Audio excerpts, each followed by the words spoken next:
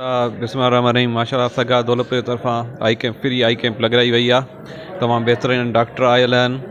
तमामु बहितरीन नमूने सां ट्रीटमेंट हली रही आहे। सगा दौलतपुर जा नौजवान दौलतपुर वारा बहितरीन कमु करे रहिया आहिनि ऐं असांजो ताइवान हिननि सां हर वक़्तु गॾु आहे ऐं गॾु रहंदो। महिरबानी। शाख दौलतपुर जे तरफ़ां जेका अॼु अखियुनि जी कैंप लॻाई वई आहे, मां सम्झां थो हिन इलाइक़े जे लाइ ग़रीब मिसकिन ऐं बेपोच माण्हुनि जे लाइ तमामु वॾी हिकिड़ी इंसानी ख़िदमत आहे। छाकाणि त दौलतपुर खे कचो एरियो दरिया जो पासो तमामु घणो थो लॻे ऐं उनखां पोइ वरी हिन पासे ॾे पबजो 34,000 मोरी इहे जेके ॻोठ इलाइक़ा आहिनि, इन्हनि जी तमामु वॾी हिकिड़ी ज़रूरत आहे।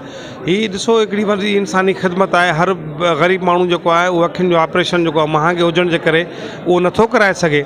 तंहिंजे करे जीअं सियारे जी मौसम शुरू थींदी आहे त सिंध ग्रेजुएट एसोसिएशन सॼे सिंध जे अंदरि जेका आहिनि मुख़्तलिफ़ शहरनि में, मुख़्तलिफ़ इलाइक़नि में, मुख़्तलिफ़ ॻोठनि में अखियुनि जूं कैंपूं मुनक़द कराईंदी आहे, जीअं ही इंसानी ख़िदमत जो सिलसिलो वधि खां वधि हुजे ऐं उतां जे इलाइक़नि जा माण्हू जेके आहिनि फ़ाइदो हासिलु करे सघनि।